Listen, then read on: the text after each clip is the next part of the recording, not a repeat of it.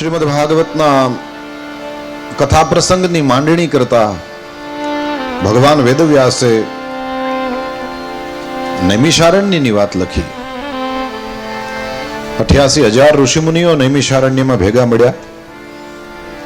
વક્તાના આસન ઉપર શ્રી સૂત પુરાણી બેઠા. પ્રશ્ન પૂછાણા છે. કોઈ પણ શાસ્ત્રનો પ્રારંભ પ્રશ્નથી. પ્રશ્ન ન પૂછાણા હોત તો આપણી પાસે આ શાસ્ત્ર ન હોત. પૂછતા નર પંડિત હંમેશને માટે થઈને જે વસ્તુમાં આપણને ખબર નથી પડતી પૂછવું જોઈએ. પૂછવાથી જ ખબર પડે. એની મેળે ખબર પડી જાય અડધી અધૂરી હોય, પણ પૂછવાથી જે ખબર પડે એ પૂરી હોય. દરેક વસ્તુ કોઈને ન આવડતી હોય, પૂછવામાં કોઈ નીચો ન થાય. અર્જુનજીએ કૃષ્ણને પૂછ્યું કે તમે મારા ને મારા કાકા મામાની સામે બાણ ચલાવવાનું શું કામ એને કહો છો? એમાં અર્જુન નીચે પડ્યો ના કહેવાય, અર્જુનને ગીતા મળી. પ્રશ્ન પૂછવામાં આવ્યો રામ કોણ છે? એમાં પાર્વતી કે ગરુડજી કે ભરદ્વાજજી એ નીચા નથી પડ્યા. એની સામે બેસીને ભરદ્વાજજીની સામે યાજ્ઞવલ્ક્યજીએ, ગરુડજીની સામે કાકભૂષુંડીએ અને પાર્વતી માતાની સામે ભગવાન મહાદેવે રામકથા કહી. એ હલકા ન ગણાણા, બલકે એને રામકથા મળી. એવી રીતે પરીક્ષિત રાજા એમ પૂછે કે મરવા સમયે શું કરવું જોઈએ? એના વડે કરીને કઈ એ નીચા ન પડ્યા, બલકે એને તો ભગવાનની કથા મળી. પૂછે એને મળે. પ્રશ્ન પૂછાણા 88,000 ઋષિમુનિઓ દ્વારા. બધા તો ન બોલે. એમના વતીથી એક એમના મુખિયા તરીકે બેઠા છે શૌનક મુનિ. આ શૌનક મુનિ છે એ 88,000 ઋષિ મુનિઓ વતી પ્રશ્ન પૂછે સૂત પુરાણીને. સૂત પુરાણી એના ઉત્તરમાં કથા સંભળાવે. પહેલો પ્રશ્ન પૂછાણો, મહારાજ સંસારની અંદર કલ્યાણ નથી થાય. આટલા બધા શાસ્ત્ર તમે વ્યાસજી પાસે બેસીને ભણ્યા છો, એ બધા જ શાસ્ત્રનું તમે પ્રવચન કર્યું છે. તમે તમારી બુદ્ધિથી વિચારીને કહો કે કલ્યાણ શેનાથી થાય? બીજો પ્રશ્ન પૂછ્યો કે આટલા બધા શાસ્ત્ર છે તો એટલા બધા તો કઈ વાંચી ન શકાય, ભણી ન શકાય. એ બધા શાસ્ત્રોનો સાર શું છે? ત્રીજો પ્રશ્ન પૂછવામાં આવ્યો, શાસ્ત્રની અંદર વારે વારે એવી વાતો મળે છે કે ભગવાન જ્યારે જ્યારે ધર્મને ગ્લાનિ થાય એવે સમયે ધર્મના રક્ષણ માટે થઈને, સજ્જનોના પરિત્રાણ માટે થઈને અને ખરાબ કામ કરતા હોય એને આ પૃથ્વી ઉપરથી હટાવવા માટે વારે વારે આવે છે. ધર્મ સંસ્થાપનાર્થાય સંભવામી યુગે યુગે. યદા યદા હિ ધર્મસ્ય ગ્લાનિર્ભવતિ ભારત અભ્યુત્થાનમ અધર્મસ્ય તદાત્માનમ. મહાભારતની સિરિયલ ચાલુ થાય એના પહેલા આ શ્લોકો બોલતા. પરિત્રાણાય સાધૂનામ વિનાશાય ચ દુષ્કૃતામ ધર્મ સંસ્થાપનાર્થાય સંભવામિ યુગે યુગે. યદા યદા હિ ધર્મસ્ય ગ્લાનિર્ભવતિ. ધર્મને જ્યારે ગ્લાનિ થાય છે અને અધર્મસ્ય અભ્યુત્થાનમ, અધર્મ જ્યારે બહુ વધી જાય છે, તદા આત્માનમ સૃજામી. એવે સમયે હું મારું સર્જન કરું છું, એટલે કે હું અવતાર લઈને આવું છું. શેના માટે આવું છું? 3 વસ્તુ. પરિત્રાણાય સાધૂનામ. સાધુનામ પરિત્રાણાય. જે સાધુ છે, જે સજ્જન છે, જે સીધે માર્ગે હાલવા વાળા છે, એ લોકોના પરિત્રાણ, રક્ષણ માટે. યાદ રાખજો, ખરાબ વસ્તુથી બચવાના 2 માર્ગ છે અને 2 સાચા છે. એક ત્રેવડ હોય તો સામેવાળાને જવાબ દઈ દેવો, અને નહીતર પોતાનો સીધો લીટો મૂકવો નહીં. દ્રૌપદી ન બોલી તો દ્રૌપદી વતી કૃષ્ણ બોલ્યા. પાંડવોએ, કુંતીએ ક્યારેય પણ કૌરવોને કોઈ એના જેવી રીતના જવાબ ના આપ્યો. એટલા માટે થઈને કૃષ્ણએ ઊભું થવું પડ્યું. કુરુક્ષેત્રના મેદાનમાં ભગવદ્ ગીતા આપ વાંચી જ હોય, ન વાંચી હોય તો ગુજરાતીમાં મળે છે. જીવનમાં આંખું બંધ થાય એના મોર એકાદ વાર ગીતાજી સાંભળજો. આ ગુજરી જાય એની વાહે બેહાડે, એમાં જે ગુજરી ગયો એ ક્યાં સાંભળવાનો? તે પછી શું કામ બેહાડતા છે? ભાગવતની કથા છે એ વૈયાગ્ય થોડા સાંભળે, જે સામે બેઠા એ સાંભળી શકે. ભગવદ્ ગીતા આંખું બંધ થાય એના પહેલા એકાદ વાર તો વાંચજો. તમને બહુ આશ્ચર્ય થશે હામાં બે આવી ગયા. પેલા કૌરવો શંખ ફૂંકે છે, મૂકશું નહીં, મારી નાખશું. એક હોય ખૂતાડો એટલી જગ્યાએ દેવી નથી. આમ તેમ અન્યાય કરવા વાળા વધારે જોરથી બોલે છે. એ લોકો પેલા શંખ ફૂંકે છે, આ લોકો શાંત છે. કૃષ્ણએ કીધું હામાં આવી ગયા પછી હજી શાંતિ? આમ થોડું હાલે. સજ્જનતા બરાબર છે, પણ ઓલા હામાં આવી જાય પછી ન્યા સજ્જનતા કામની નહીં. અને આટલી બધી સજ્જનતા જેનામાં હશે એને પોતે કાંઈ નહીં કરવું પડે, એના વતીથી હું ઊભો થઈશ. અને પાંડવોની સેનામાં એક શંખ તો વાગ્યો અને એવો અવાજ કર્યો એને તો કે કૌરવોના છાતીના પાટિયા બિહાડી દીધા. પણ એ શંખ વગાડવા વાળો હતો, એને લડવાનું જ નહોતું. એ તો ઘોડા હાંકવા આવ્યા હતા.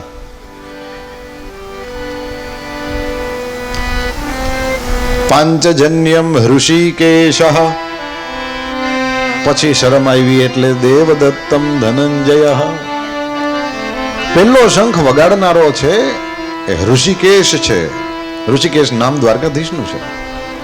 ઋષિક એટલે આંખ, નાક, કાન એ બધી ઇન્દ્રિયો, એના ઈશ એટલે સ્વામી. આંખ ત્યાં સુધી જ જોઈ શકશે જ્યાં સુધી દ્વારકાધીશ ઈચ્છશે. કાન ત્યાં સુધી જ સાંભળી શકશે જ્યાં સુધી દ્વારકા વાળો સાંભળવા દેશે. ઋષિક ઇન્દ્રિય એનો ઈશ્વર તો દ્વારકા વાળો છે. પરમાત્મા શ્રી હરિ એ સ્વામી છે ઇન્દ્રિયોના, ને એને પેલો શંખ ફૂંક્યો છે. એને ફૂંક્યો જેને લડવાનું જ નહોતું. ભગવાન કહે છે જે પોતાના સજ્જનતાના માર્ગને મુકતો નથી એને એની ભેગો હું ઉભો રહું છું. બે રસ્તા છે ખરાબ વસ્તુથી બચવાના. તો પરિત્રાણાય સાધુનામ પહેલી વાત. બીજી વાત વિનાશાય ચ દુષ્કૃતામ, જે ખરાબ કામ કરે છે એને હટાવવા માટે. અને એમ કરીને તમારે શું કરવું છે? કહ્યું એમ કરીને ધર્મ સંસ્થાપનાર્થાય, એમ કરીને પરમાત્માને ધર્મની સંસ્થાપના કરવી છે. પરમાત્મા શ્રી હરિ ધર્મની સંસ્થાપના કરવા માટે થઈને જ પધારે છે. આ એકમાત્ર એમનો હેતુ છે. ભગવાન શ્રી હરિ ધર્મની સંસ્થાપના કરવા માટે થઈને પૃથ્વી લોક ઉપર આવે છે. પણ ભગવાન વિશે એવું કહેવાય છે કે એ વૈકુંઠમાં જ્યાં બેઠા હોય ત્યાં બેઠા બેઠા જ આમ જરાક ભમર વાંકી કરે તો આ પૃથ્વીનો ગોળો પાણીમાં ઉતરી જાય. પાણી છે એ આગમાં વયું જાય, બધું હુકાઈ જાય. આગ છે હવામાં વિલીન થઈ જાય, હવા આકાશમાં ક્યાંક ખોવાઈ જાય.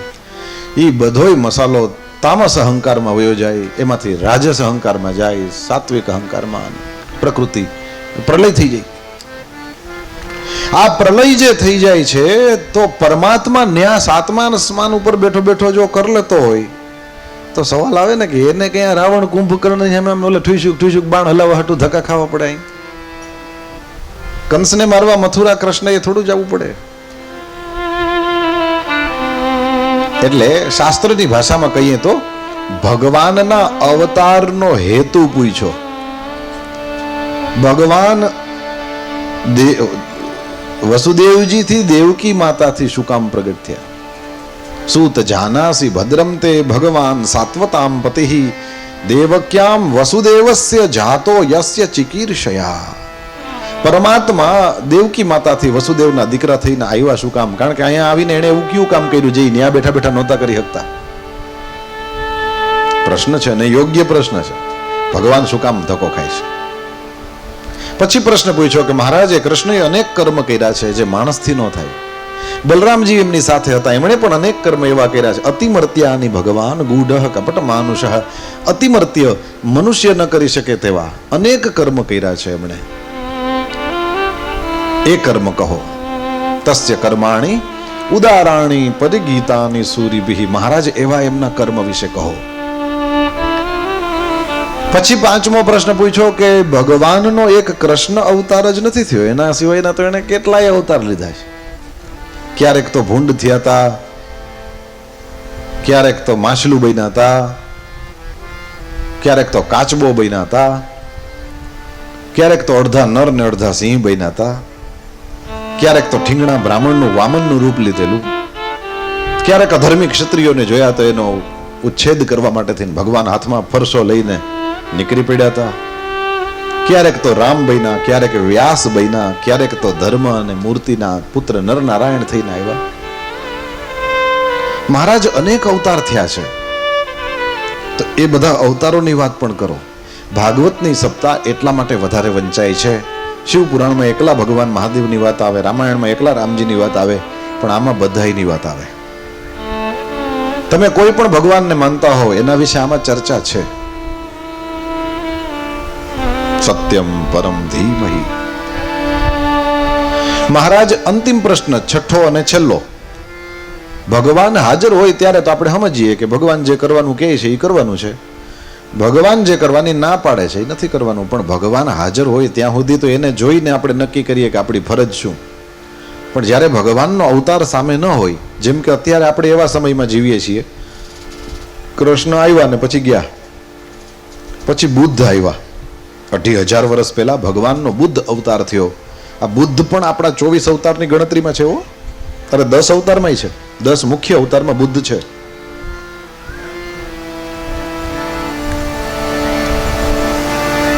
કોઈ અવતારને ને કોઈ જ્ઞાતિને ભેગા કરવાની જરૂર નહીં. ઉર્દુ ભાષા કઈ મુસલમાનની નથી. ઉર્દુ ભાષા પોતાની રીતે એક ભાષા છે. ઇંગ્લિશનો મતલબ ક્રિશ્ચન નહીં, એમ સંસ્કૃત એટલે હિન્દી નહીં. કોઈ મુસલમાન પણ સંસ્કૃત ભણી શકે. ભાષાને અને ધર્મને કંઈ કનેક્શન નથી.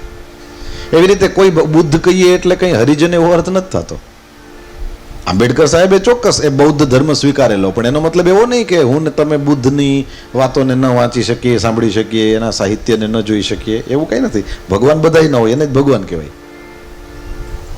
સંત બધાય ન હોય તો ભગવંત તો હોય જ ને.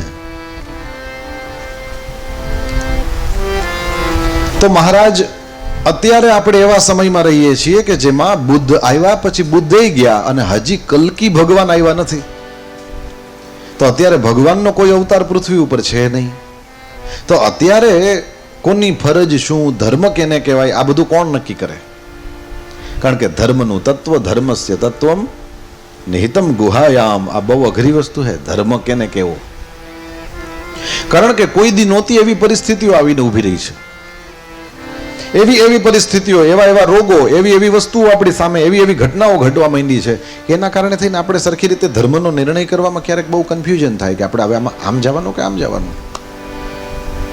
તો આવા સમયમાં ધર્મનો નિર્ણય કોણ કરે? આ બધા એટલે ધર્મ કરે છે કે ધર્મમાં માનતા હતા એટલે એને પહેલા આગળ રાખતા હતા, પછી વાહે પોતે હાલતા હતા.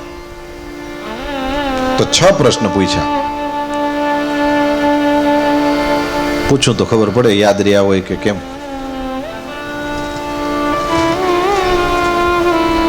6 આ બાજુથી પૂછું.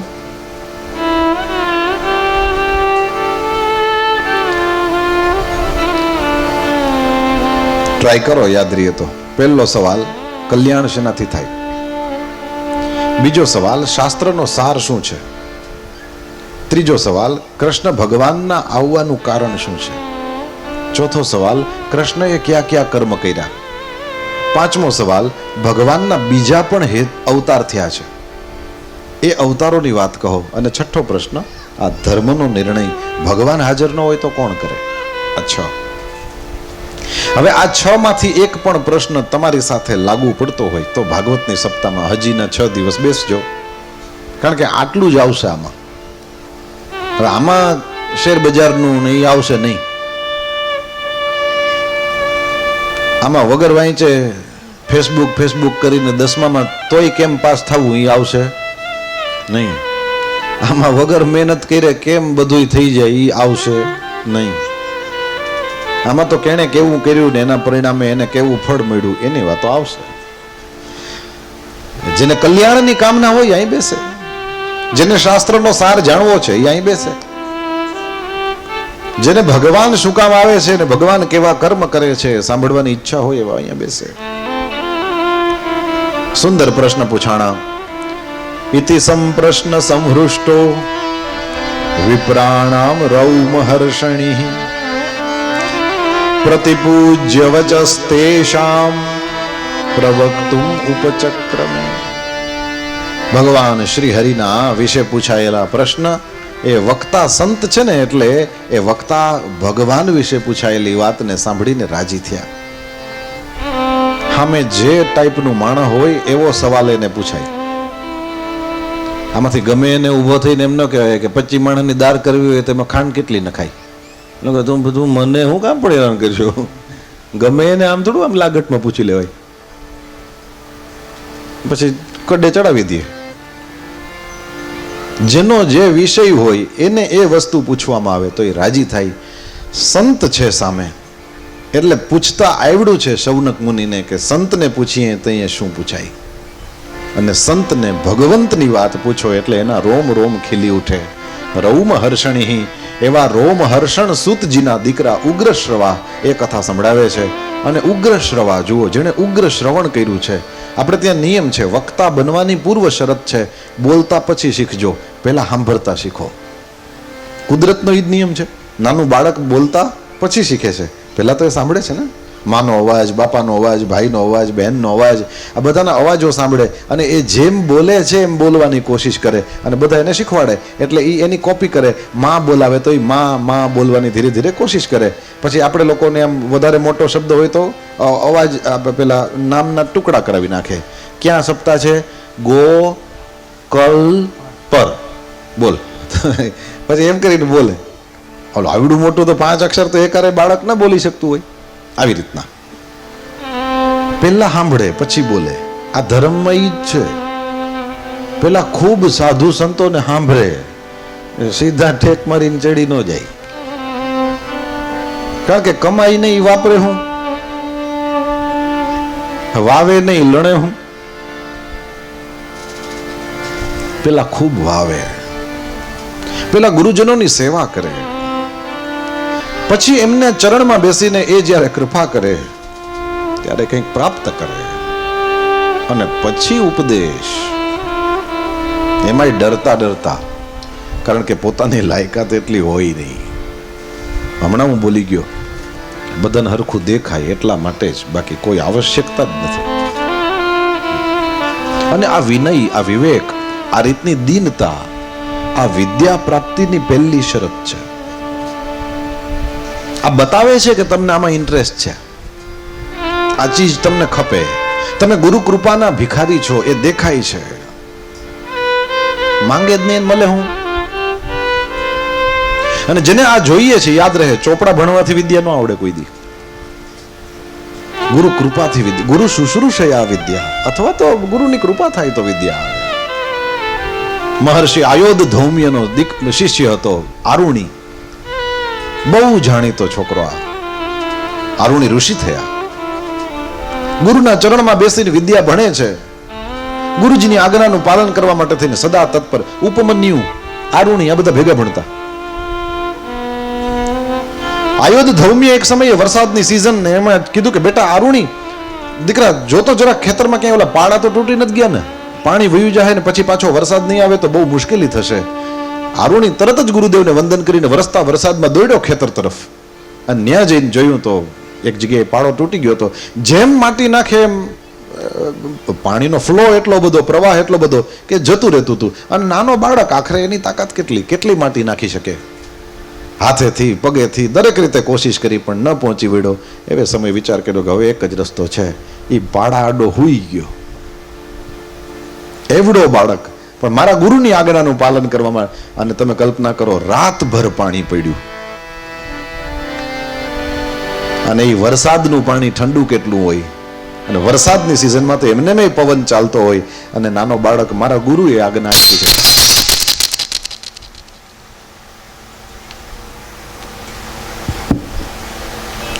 મારા ગુરુની આજ્ઞા છે, મારે આનાથી કઈ હટાય નહીં, મારે કઈ ફેરફાર કરાય નહીં. એટલા માટે થઈને એ બાળક ત્યાં સૂઈ ગયો. આખી રાત વરસાદ વરસ્યો, આખી રાત પેલો ઠંડો પવન ચાલ્યો. કઈ હસવા જેવી વાત થઈ?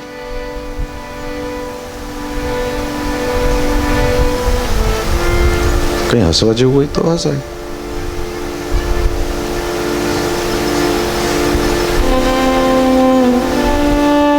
હરખું સાંભળશો તો જ કહીશો, ધ્યાન રાખજો.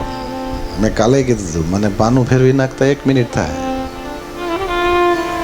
એમ નામ જ થાય કઈ બેહાડ દીધા એટલે કઈ ગુલામ છે, જરાય નહીં. બરાબર સરખી રીતે સાવધાનીપૂર્વક શ્રવણ કરો.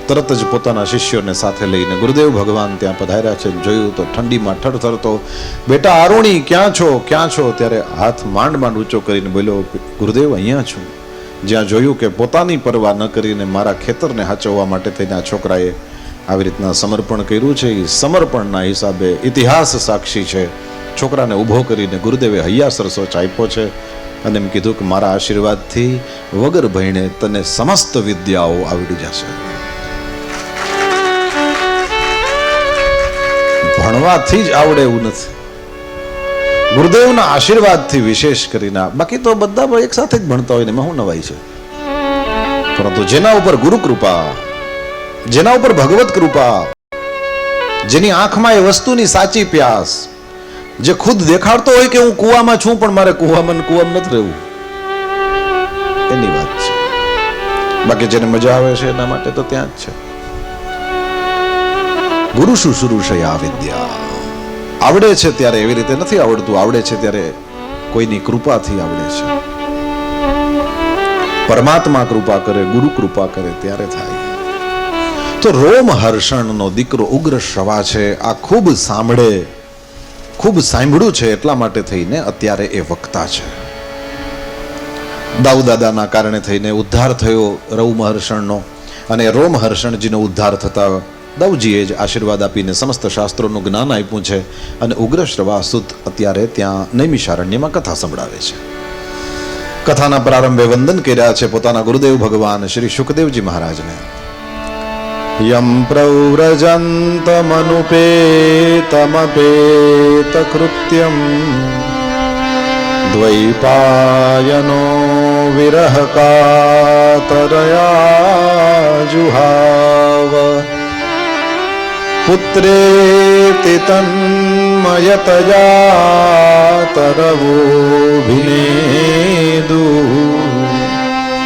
સ્તમ સર્વભૂત હૃદયમ મુનિમાનતોસ્મિ યસ્વાનુભાવમખિલ શ્રુતિસારમેકમ અધ્યાત્મદીપમતિતીર્ષતાં તમોંધમ સંસારિણાં કરુણયા પુરાણ ગુહ્યમ તમ વ્યાસસૂનુમુપયામિ ગુરુમ મુનીનાં. મુનિ એવા શુકદેવને વંદન, મુનિઓના ગુરુ એવા શુકદેવને વંદન.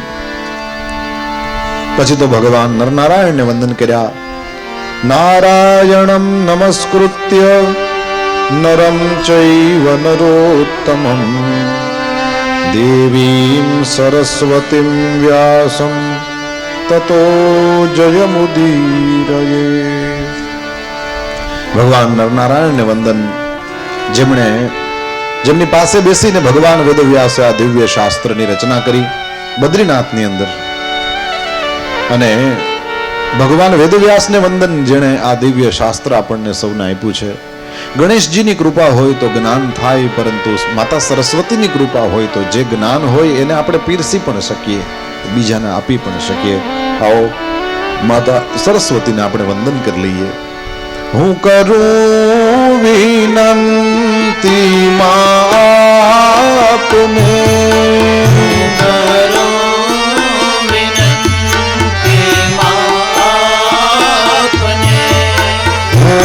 કરું વિનંતી આપને,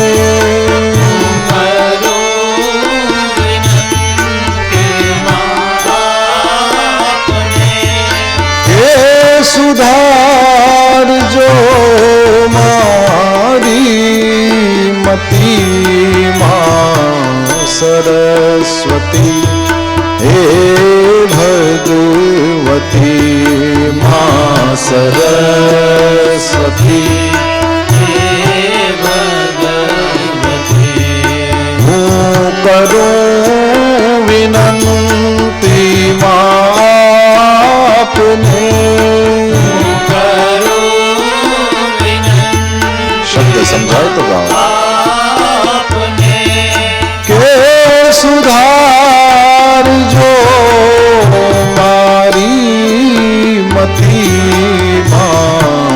સરસ્વતી હે ભગવતી માં સરસ્વતી હે ભગવતી માં સરસ્વતી હે ભગવતી માં સરસ્વતી હે ભગવતી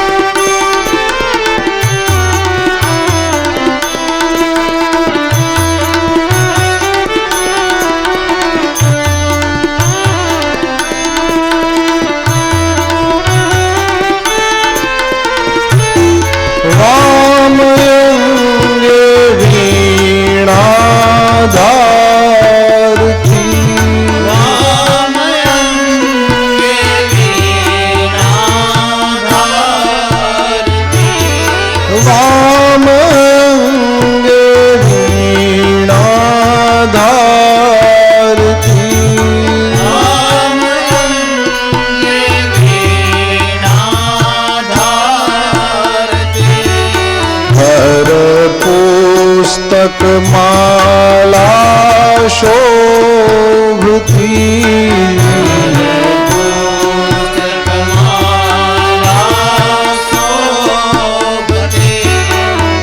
કર પુસ્તક માલા શોભતી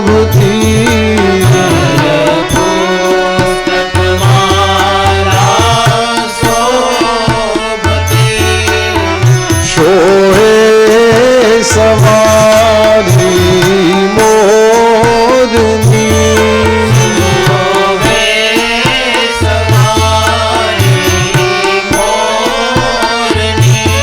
સોહે સવારી મોરની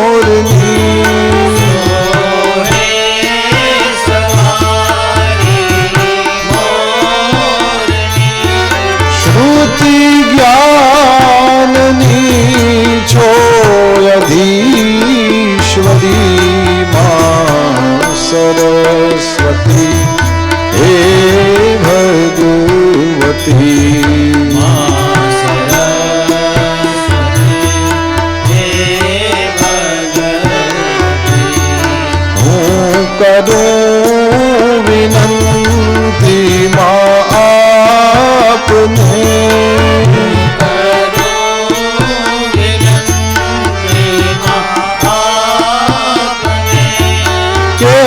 સુધારજો મારી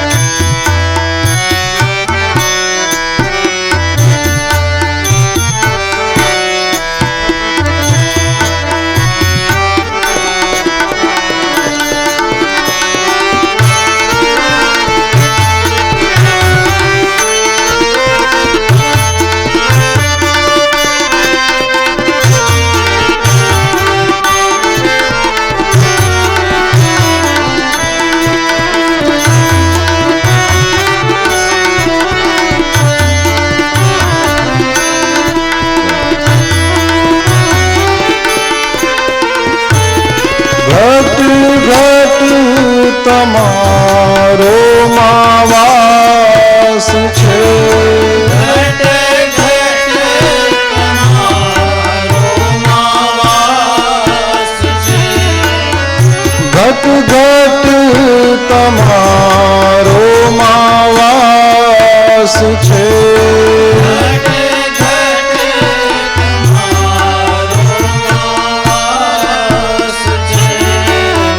તમ દૃષ્ટિથી અજવાસ છે.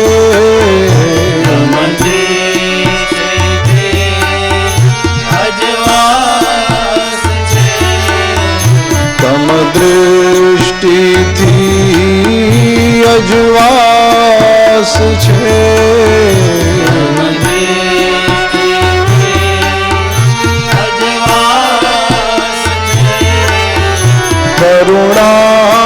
કરુણામયી ભવતારિણી.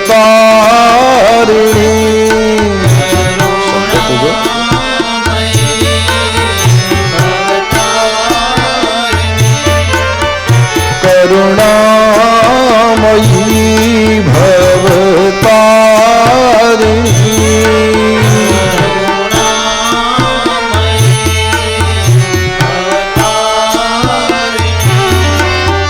મુજ તન તિમીર નિવારતી માં સરસ્વતી હે ભગવતી.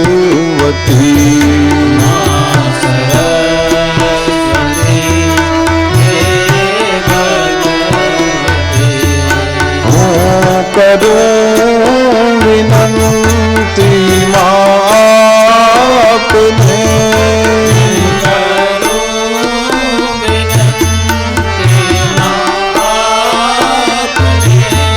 કે સુધારજો મારી મતી માં સરસ્વતી હે ભગવતી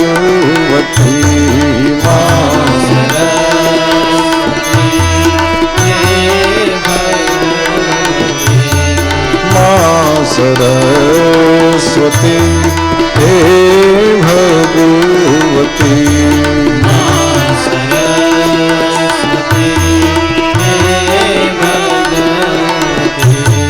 માં સરસ્વતી હે ભગવતી.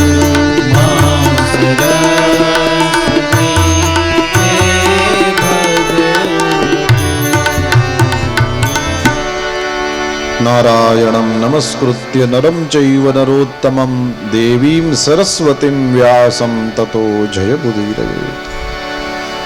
નરનારાયણ ભગવાનને વંદન, માતા સરસ્વતીને પ્રણામ, ભગવાન વેદવ્યાસને વંદન સાથે કથાનો પ્રારંભ કરે છે. મુનય સાધુ પૃષ્ટોહમ. હે મુનિઓ, તમે જે 6 પ્રશ્નો પૂછ્યા તે ઉત્તમ છે. આ પ્રશ્નો એવા છે કે એ કૃષ્ણ સુધી લઈ જશે. પ્રશ્ન કૃષ્ણ. તમે પ્રશ્ન પૂછ્યો છે કલ્યાણ શેનાથી થાય? કલ્યાણ થાય ધર્મનું પાલન કરવાથી. ધર્મ એટલે શું? કીધું જે કરવાથી ભગવાનમાં પ્રેમ થાય એ ધર્મ છે. બધાઈને મંદિરે જવું ન ગમે, બધાઈને માળા ફેરવવી ન ગમે, બધાઈને યજ્ઞ ન ગમે, બધાઈને સપ્તાહ ન ગમે, બધાઈને જાત્રાએ જવું ન ગમે, પણ બધાઈને આમાંથી કંઈક તો ગમે. કોકની દીકરીના લગ્ન થતા હોય ને એમાં એ પૈસે ટકે મૂંઝાતો હોય, એવે સમયે વગર વ્યાજે એને પૈસા આપી દેવા, જેથી થાય તેથી દે દે. એ મંદિરે ગયા જેવું જ છે. કારણ કે મંદિરે જઈને આપણામાં જે થવું જોઈએ એ જ કર્યું કહેવાય. ભૂખાને રોટલો આપવો એ કોઈ સામાન્ય સેવા નથી, એ મોટી સેવા છે. ફી વગરનું કોઈ છોકરું રહી ન જાય, ઈશ્વરની કૃપા હોય ને આપણે એ પ્રમાણે કરી શકીએ. એ કોકની ફી ભરી દીધી હોય આપણે તો એ મંદિરે ગયા બરાબર જ છે. એ યજ્ઞ થઈ ગયો તમારો. હરિદ્વાર જવાની જરૂર નથી, તમારા ને તમારા ભાઈ બહેનોને મદદ કરો એ જ છે. એ પછી સમય વધે ને પૈસા વધે ચોક્કસ જાવ, પણ પેલા શું છે, દીવો અહીંયા પેટાવો તો એ પેલા પોતાની આજુબાજુ પ્રકાશ કરે. દીવો અહીં ગોકલપરમાં પેટે ને તિરુપતિમાં, નાથદ્વારામાં, સાંઈબાબા ન્યા છે પ્રકાશ હોય એમ ન હોય. દીવો અહીં પેટે અહીંયા જ પ્રકાશ કરે. આપણે બહુ મોટી નિશાળ ન બનાવી શકીએ, પણ આપણે કોકને ચોપડા લઈ દઈ શકીએ કે ના? હા કે ના? તો કયો જેની આ સપ્તાહ બેઠી આગળ બે એને બધું આમ કરી રાખવાનું, એટલે વિડિયામાં આવી જાય. પછી કોક દી હેરાન કરી શકાય કે હાલો તમે આ પાડી હતી, વિડિયામાં છે. પણ આમ હેરાન નહીં કરવું, એ તો સાચું છે ખોટું છે? આપણે મોટું દવાખાનું ના બનાવી શકીએ, પણ આપણે કોકને દવા લઈ દઈ શકીએ. આપણે મોટું અન્ન ક્ષેત્ર ન ખોલી શકીએ, પણ આપણે ત્યાં કામ કરતા હોય એ લોકોને ત્યાં દિવાળી જેવો દિવસ હોય ને તેથી મીઠાઈ ન બને, એવું ન થાય એટલું તો જોઈ શકીએ. આપણા ગામની અંદર એક પણ ઘર એવું ન રહેવું જોઈએ જેના છોકરાઓને નવા કપડાં ન મળ્યા હોય દિવાળીના દિવસે, એટલું તો આપણે કરી શકીએ. દીવડાની અંદર જેટલું તેલ પૂરેલું હોય એ પ્રમાણે એ પ્રકાશ કરે. નાનો દીવડો હોય તો આજુબાજુમાં કદાચ 2-4 ઇંચમાં અજવાળું થાય. સૂરજ દાદા ઉગે ત્યારે અડધી પૃથ્વીનું અંધારું દૂર થઈ જાય. પણ ન તો સૂરજ પોતાના કામ કરવામાંથી જરાય ચોરી કરે છે, ન તો આ દીવડો છે એ સૂરજને જોઈને કંઈ આપઘાત કરી લે છે. ના, એ પોતાની રીતે કરે છે. થોડાક લાગમાં તો થોડાકમાં આપણાથી જેટલું થઈ શકે. જુનાગઢમાં એક જણ છે એને ઓળખું, સામાન્ય માણસ, કઈ એવો બધો નહીં, પણ એને ખબર કે ઘરમાં આવતું તમામ ધન અશુદ્ધ છે. હું કીધું? ઘરમાં આવતું તમામ ધન અશુદ્ધ છે. એ અશુદ્ધિને દૂર કરવી હોય ને શુદ્ધ કરવું હોય તો 2 રસ્તા ભાગવતમાં લખેલા છે. એક રસ્તો સંતોષ, ઈ તો ઓકે. તો બીજો રસ્તો દાન. દાન થાય એટલે એની મેળે જ ધન શુદ્ધ થાય, આવું શાસ્ત્રોમાં લખેલું છે. 10% કાઢવા જોઈએ. કેટલા ટકા? 90 આપણા, 10 ભગવાનને આપવાના. 10% કાઢવા જોઈએ.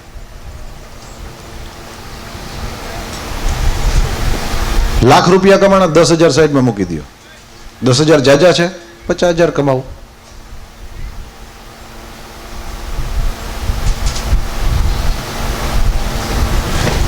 આ ખીલી એવી નથી કે બધાને તરત ખૂતી જાય, જરાક લાઈટ થતા વાર લાગે. એકવાર પાછી ટ્રાય કરીએ. લાખ રૂપિયા કમાણા, 10,000 સાઈડમાં મૂકી દેવાના. 10,000 જાજા લાગતા હોય તો 50,000 કમાવો. થઈ? ક્યાંક ક્યાંક થઈ, ક્યાંક ક્યાંક ન થઈ. આ બાજુ ન થાય તો કઈ વાંધો નહીં, પણ આ બાજુ જરૂરી છે, થવી જોઈએ. અને બીજું કરતો એ કઈ હગે. 1999 સાલથી ભાગવત સપ્તાહ વાંચું છું. જે કંઈ આવે છે એમાંથી 10% કાઢું છું. જે કંઈ કરવું જ જોઈએ. જે કરે નહીં એને કહેવાનો હક નથી. અમારી તો એ પરંપરા છે કે પોથી ઉપર આવતું થોડું ઘણું ઠીક છે, બાકી જે કંઈ આવતું એ બધું બ્રાહ્મણોના બાળકોને ભણાવવામાં વયું જાય છે. સવાલ જ પેદા નથી થતો. અમારી તો પરંપરા છે. અને ભાઈ આમથી હવા જાય ને તો અહીં વેક્યુમ ન થઈ જાય, આમથી તાજી આવે. પણ એના માટે હિંમત જોઈએ ને, હામી બારી ખોલવા માટે હિંમત જોઈએ. અહીં તા ઓલી મંદિરમાં આરતી ભરતી હતી, બધા ઓલા પૂજારી કે હાલો આરતી લઈ લ્યો, જરાક અવાજ કરજો, ખણખણજો. એટલે ઓલી થાળીમાં સિક્કો પડે તો અવાજ આવે ને, એટલે આરતી લઈ લ્યો, અવાજ કરો, આરતી લઈ લ્યો, અવાજ કરો. હવે એમાં એક બાપાને એમ થયું કે હારું હા ખોટું, આરતી બરાબર છે, પૈસા મૂકવાની શું જરૂર? તો ખિસ્સામાં હાથ નાખ્યો તો રૂપિયો હતો ખરો, પણ વિચાર્યો દેવો નથી, શું કરવું? આરતીમાં બધા અવાજ કરે એટલે આપણે કંઈક અવાજ કરવો પડશે. ત્યાં મુઠ્ઠી ભરી લીધી, ટાઈટમ ટાઈટ, જાણે હવા હોય ને વયો જવાનો હોય ને રૂપિયો, એટલી બધી ટાઈટ મુઠ્ઠી ભરી લીધી. આમ આમ ને આમ જ. મહારાજ આવ્યા એની પાસે, લ્યો આરતી, અવાજ કરો. તો જ્યાં આમ જોયું ને તો પસીનો વળી ગયો હતો. તે આમ કરીને મૂકવા ગયા પાછા કે લે આ તો રોવે છે, પછી મૂકી દીધો. નહીં દઉં. લે ભગવાન ભલું કરે. રોવા માંડ્યો તો, આને મારાથી જુદું નથી થવું. આવા એવું હોય છે ભાઈ, અઘરું છે. બહુ અઘરું છે. બાકી દુનિયાનો નિયમ નથી, એક બાજુથી હવા નીકળી જાય તો કોઈ દી વેક્યુમ ના થાય, શૂન્યાવકાશ ના થાય, તરત જ બીજી તાજી હવા આવે. તો કાઢવા જોઈએ 10%. 10,000 જેને જાજા લાગતા હોય 50,000 કમાઈ, પણ કાઢવા જોઈએ. કારણ કે શાસ્ત્રમાં બે જ રસ્તા છે, યા તો સંતોષ, શુદ્ધ્યંતી દાનૈહિ સંતુષ્ટ્યા, નંદ મહોત્સવના અધ્યાયમાં 10:5 ત્યાં છે.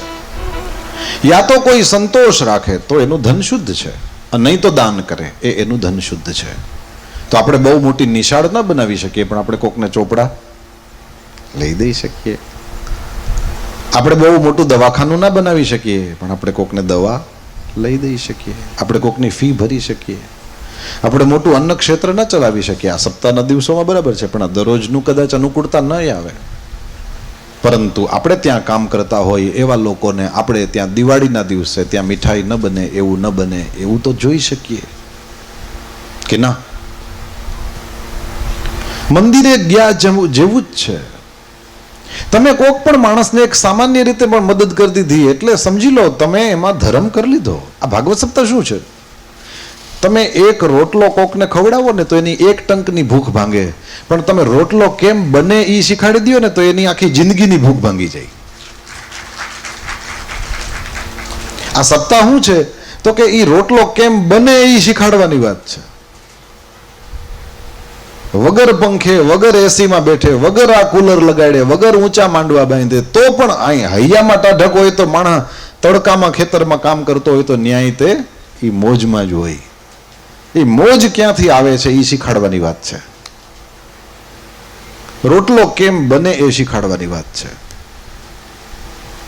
અને એ મહત્વનું છે. એટલા માટે જ પુરુષ હોય, સ્ત્રી હોય, બાળક હોય, યુવાન હોય, વૃદ્ધ હોય, બધા. કારણ કે રોટલો આવડતો જ નથી. આવડતો હોય તો ન મોજમાં હોય. જેવી મોજમાં મીરા હતી. ભાઈ છોડ્યા, બંધુ છોડ્યા, છોડ્યા સગા સોઈ. ભાઈ છોડ્યા, બંધુ છોડ્યા, છોડ્યા સગા સોઈ. સાધુ સંગ બેઠ બેઠ, સાધુ સંગ બેઠ બેઠ લોક લાજ ખોઈ રે.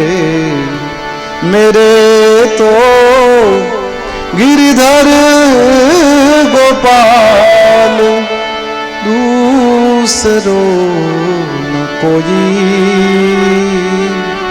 दूसरो न कोई. हे मेरे तो गिरिधर गोपाल दूसरो न कोई, दूसरो न कोई. આને આવડી ગયો, નરસિંહને આવડી ગયો, સુર તુકારામ ચૈતન્ય કબીરને આવડી ગયો.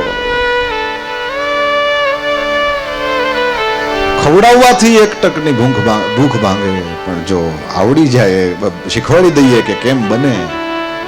એક સપ્તાહ બસ છે ને. પરીક્ષિત એક જ સાંભળી હતી. પરીક્ષિત એક જ સાંભળી હતી. ગઈકાલે આપણે ભજન જોયેલું, એક જ ભજન બસ થઈ પડી, પણ ખીલી ખૂતે તો શું કામ એને વારંવાર સાંભળવાનું છે? કે તું વારંવાર એટલા માટે જ સાંભળવાનું છે કે કોણ જાણે કેદી ખીલી ખૂતી જાય. ખૂતાડવી તો પડશે જ. આ જન્મે નહીં તો 1000 જન્મે. જ્યાં સુધી હરખું નહીં થાય ત્યાં સુધી, આ ધોરણમાંથી પાસ નહીં થાય ત્યાં સુધી ઉપલા ધોરણમાં ચડાહે જ નહીં. વળી પાછા ક્યાંક ગધેડા કરશે, કૂતરા કરશે, ભૂંડડા કરશે, વળી પાછા ધોઈ કરી તફોવીને લઈ આવશે. જોઈએ આ વખતે કઈ ફેર પડ્યો કે બધી પાછલા જન્મની અસર હજી છે. જો હશે તો વળી ભાઈ આને લાયક નથી, આને 2 પગ, આને જે હજી બીજા 2 દ્યો, વળી નાખે ક્યાંક.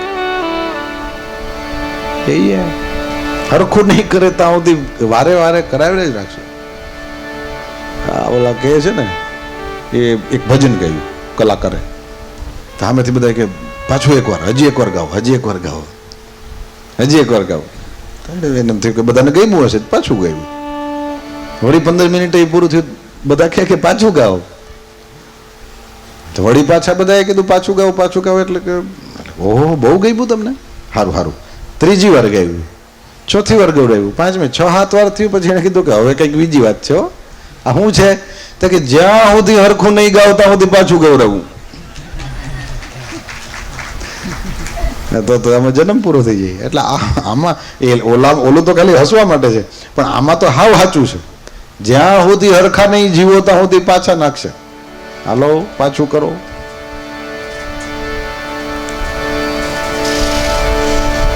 પરમાત્મા શ્રી હરિ સુધી પહોંચવાનો માર્ગ એક જ છે, અને એ માર્ગ ઉપર કેમ ચાલવાનું એ આપણને આવડતું હોય તો આપણે સત્સંગમાં બેસવાની જરૂર ન રહીએ, પરંતુ આપણને આવડતું નથી એટલે બેસવું પડે. એના ઉપર જ્યાં સુધી આપણે બરાબર નહીં હાલીએ ત્યાં સુધી પાછા અહીંયા જ મોકલશે, અને વળી પાછા આ બધી જ પ્રક્રિયા આપણી ઉપર પાછી કરશે. ભગવાન વારે વારે જોયા રાખે છે બરાબર થયું કે નહીં. એક સારો રસોઈયો હોય એ પોતે જે વસ્તુ બનાવતો હોય એના ઉપર એની આંખ સતત હોય, એ સતત જોયા કરતો હોય. એની સુગંધ, એનો કલર, એ કેવી રીતના થયું છે બધું બરાબર એની નજર હોય. એને એમ લાગે કે બરાબર થયું, ત્યાં સુધી એમાંથી કાઢે જ નહીં કે નહીં. બસ એ જ વસ્તુ આપણા જન્મ સાથે જોડાયેલી છે. આપણે જ્યાં સુધી બરાબર નહીં પાકીએ ત્યાં સુધી ઓલો પાછો નાખી રાખશે.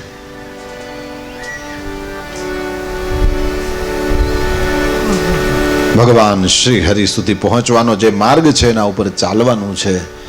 જેટલો જીવ સાવધાની પૂર્વક ચાલે, જેટલો વધારે સાવધાન રહે એ પ્રમાણે ચાલે તો એક જ જન્મમાં ઘણાય પૂગી ગયા. કોઈને 1000 જન્મે વારો નથી આવતો. તો જે કરવાથી ભગવાનમાં પ્રેમ થાય તે કરવું એ જ ધર્મ છે. પ્રશ્ન પૂછ્યો તો કલ્યાણ શેનાથી થાય? કલ્યાણ ધર્મનું પાલન કરવાથી થાય, અને એ ધર્મ જ નહીં પરમ ધર્મ છે જે કરવાથી ભગવાનમાં પ્રેમ થાય. શું છે? શું છે? કઈ પાર્સલ છે? સારું, આ રાખી મૂકો. પરમાત્મામાં જે કરવાથી પ્રેમ થાય એ કરવું એ પરમ ધર્મ છે.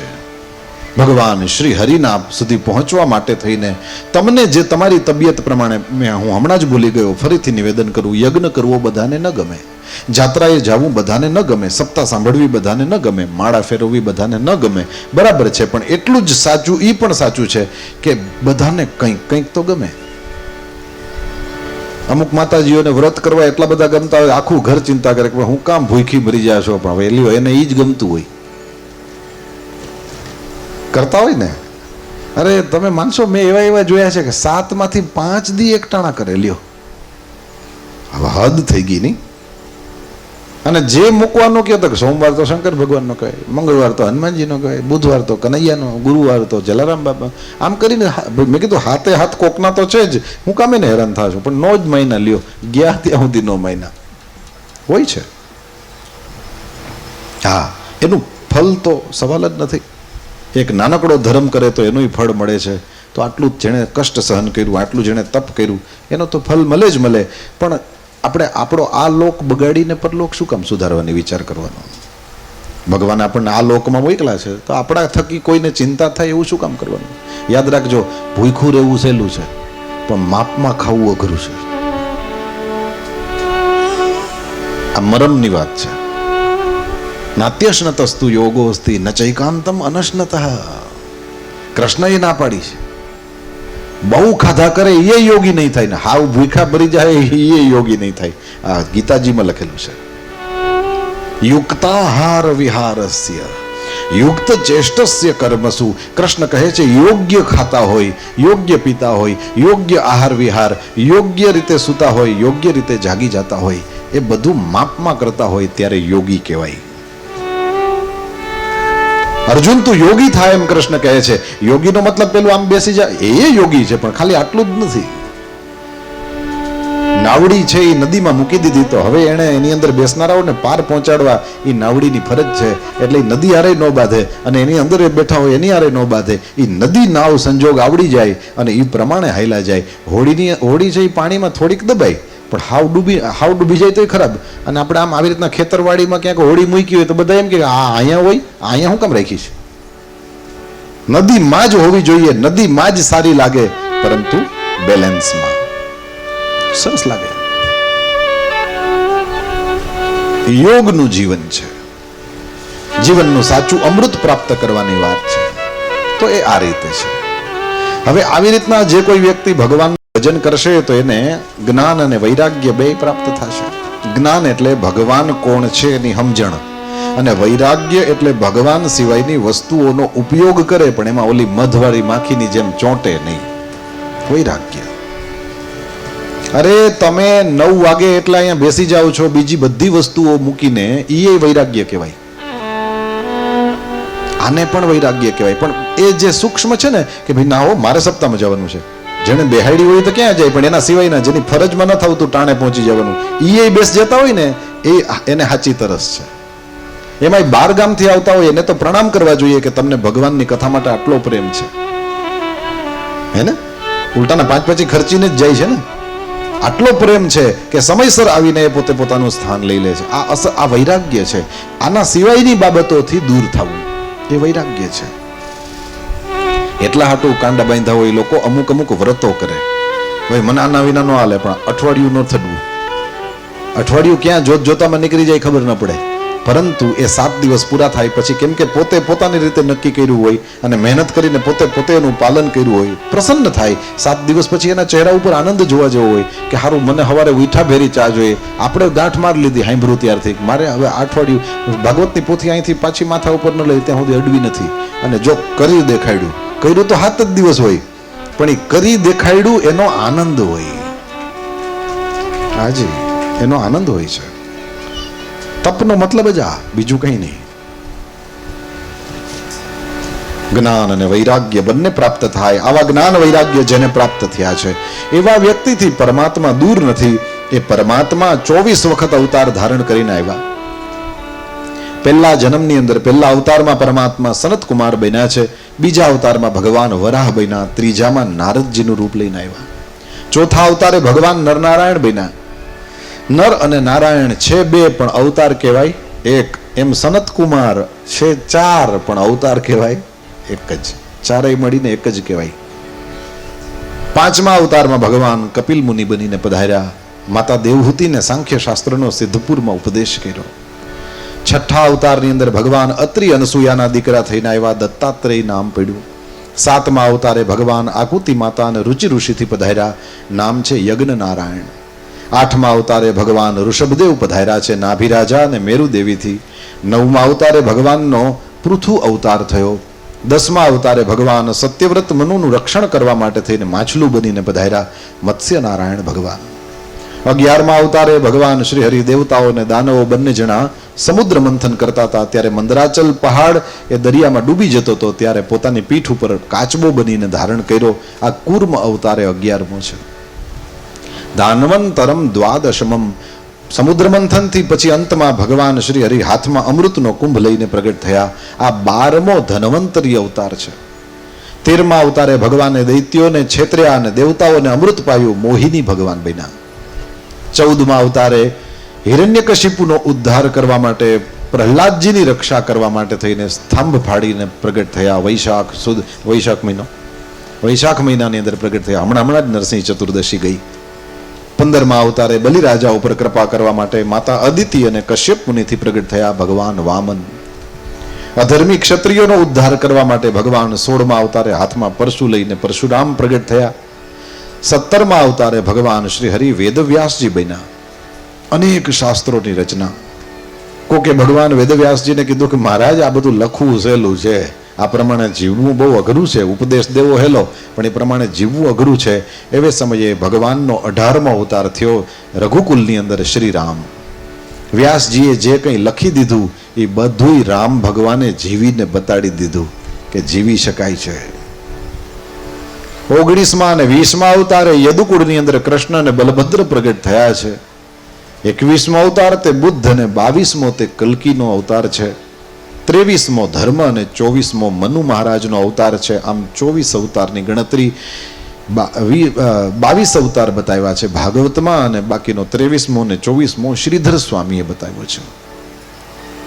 પછી ભગવાન વેદવ્યાસે આ લિસ્ટ પૂરું કર્યું ત્યારે એક વસ્તુ લખી નાખી, અવતારા હ્યસંખ્યેયા હરે સત્વનિધિર દ્વિજાહ.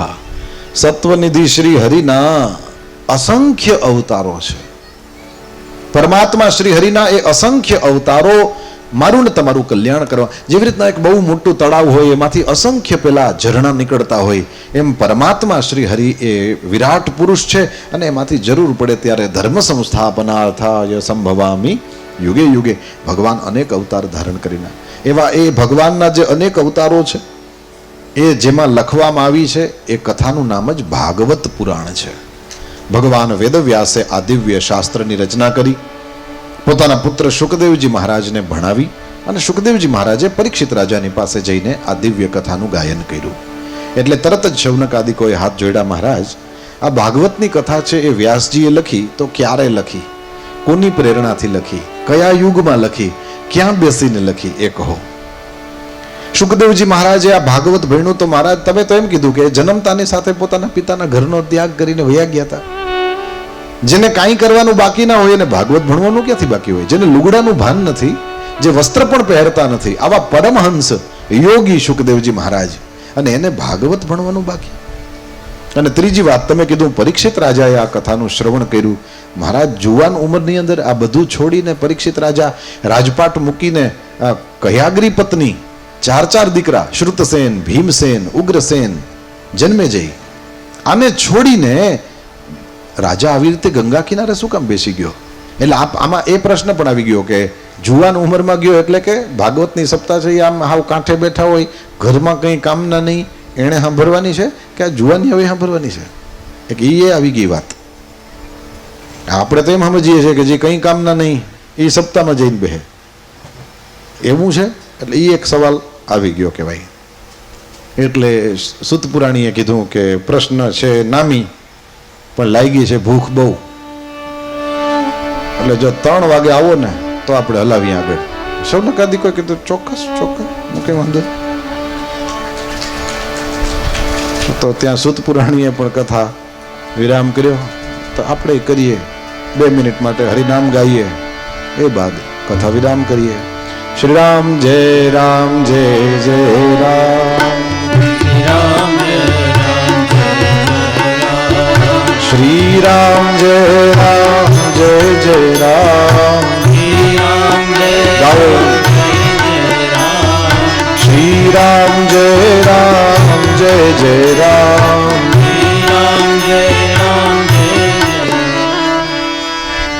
હા, પ્રસાદી લીધા સિવાય આપણે કોઈ અહીંથી હલવાનું નથી હો ભાઈ. અમે વાં બેસીને આજ પ્રસાદ લઈએ છીએ અને તમારે પણ પ્રસાદ લેવાનો છે. અહીંયાથી યજમાન પરિવારની બહુ પ્રેમથી વિનંતી છે, તો આપણે બધા એનો સ્વીકાર કરીએ.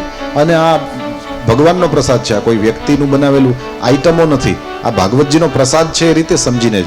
અને સત્યનારાયણની કથામાં લખેલું છે પ્રસાદી ન લીધી તો શું થયું તું છે ને?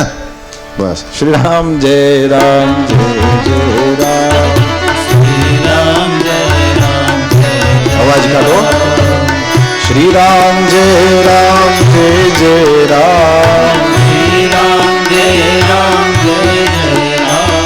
શ્રી રામ જય રામ જય જય રામ, મંગલ ભવનય મંગલહારી,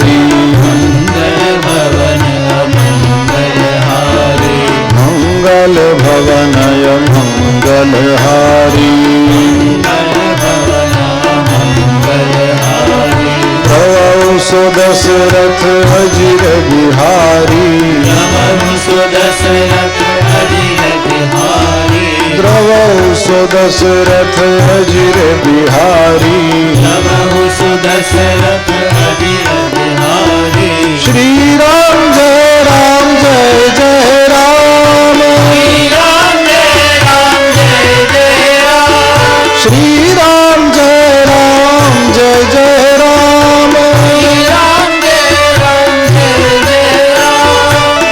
જય જય જય હનુમાન गोसाई, जय जय जय हनुमान गोसाई, कृपा करहु गुरुदेव की नाई, कृपा करहु गुरुदेव की नाई,